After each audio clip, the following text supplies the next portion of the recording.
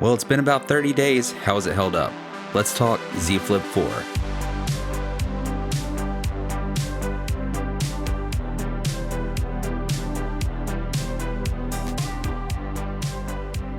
Quick question.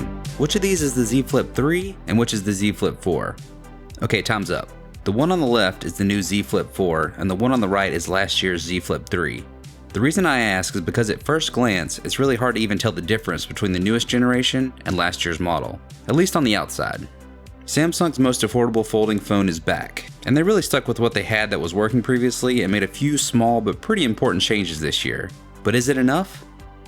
Starting with the build, one obvious change this year is a smaller hinge. You can really tell when you're looking at it from the back with the smaller gap. That doesn't translate much to real-world use, but it does feel a little smoother opening and closing the phone. Samsung said they also strengthened the hinge so that should help alleviate possible durability concerns with long-term use. They've also replaced the rounded edges along the sides with flat edges, and this is a good move in my opinion. It's a bit easier to hold and I think it just looks better overall. Otherwise, not much else has changed. Overall, the phone is a bit shorter and narrower, but it's so minimal you probably won't notice in day-to-day use.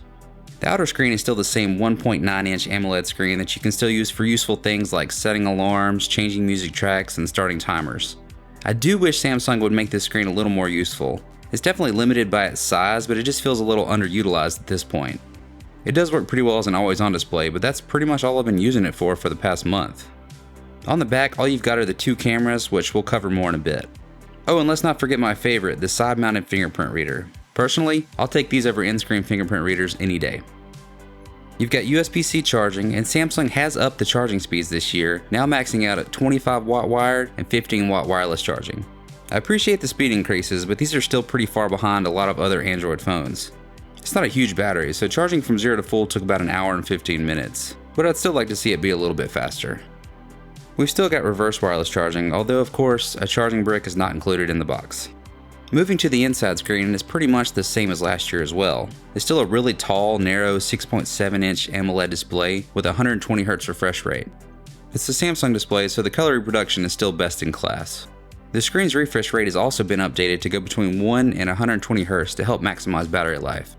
Given that it's a foldable, the inner screen still has a plasticky feel and is more susceptible to scratches and dents than your typical glass screen. But with a little care, it's not hard to avoid these, as the screen is naturally protected when it's folded and in your pocket or on your desk.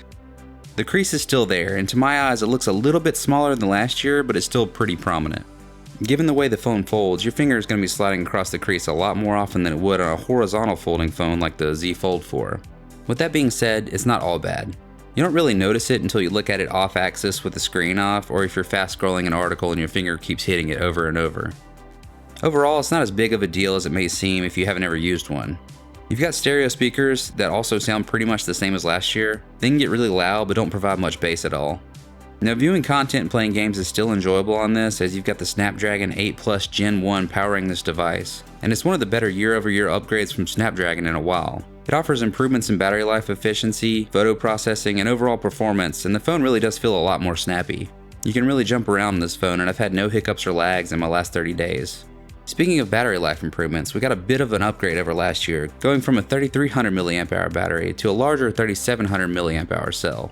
That combined with a more efficient chip offers a bit of a better runtime, but it's not quite as big as I was hoping. I was able to squeeze maybe an additional hour or so from the phone and screen on time to get around 5 to 5.5 hours pretty regularly with, I'd say, medium use. That said, power users will most likely be topping up before the end of the day. But this is where faster charging speeds would really come in handy for quick top-offs. Okay, cameras. We've got a 12 megapixel wide and 12 megapixel ultra wide, the same as last year. But it's not all the same, as Samsung says the main sensor has been improved and is 65% brighter. To my eyes, picture quality is about the same as last year, which isn't a bad thing, but it's definitely not industry leading. Night vision photos are improved because of the additional brightness, and everyday photos look good like most Samsung phones. You can also do a few cool things with the small front screen as a viewfinder, which gets better quality because you get to use the primary cameras when the phone is closed. Video quality is good with up to 4K 60 frames per second. One item that I really wish they would have added is a dedicated telephoto lens. Digital zoom just has a really hard time replicating a real zoom lens. But overall, this is still an excellent point-and-shoot camera system for day-to-day use. Software is an interesting proposition on the Flip 4. Sure, multitasking is available and you can still rock a split screen or picture-in-picture if you want to get more done at once, but given the phone's dimensions, it's not a wide open, productivity-changing experience like the Z Fold 4. Some Samsung apps are made to incorporate folding features like the camera app that moves the controls of the bottom screen when you set it in tabletop mode, which is pretty cool if you're taking pictures alone, but otherwise doesn't really help. The size limitations really hold it back from being a multitasking powerhouse though. Throughout the last month of use, I never really found myself wanting to use many of the folding advantages, just because there's not enough screen real estate to use more than one app at a time really effectively. With all that being said, let's talk value proposition. The Z Flip 4 starts at $1,000, the same as last generation. Samsung was offering a lot of really big pre-order deals and trade-in offers, but as far as I know, those have either been reduced or are gone completely. That makes this one kind of tricky. From a value proposition, $1,000 is a lot of money, especially because there are a lot of really good flagship phones you can get in that same price range, even Samsung's own S22 Ultra, which has a better camera setup. But on the other hand, none of these other phones offer the novelty, portability, and uniqueness the Flip 4 offers. If you're still rocking the Z Flip 3, wait until next year, no question. There's not enough here for an upgrade. But if you value pocketability, form factor, or maybe just want something different than the typical slab of glass and metal that you've always had, the Flip 4 may be the phone for you. Anyways, that's my thoughts after 30 days with the Flip 4. What do you guys think? Let me know. I have the Flip 4 link below on Amazon if you want to check out the latest prices. You can probably catch it on sale. I appreciate you watching, and I'll see you in the next one.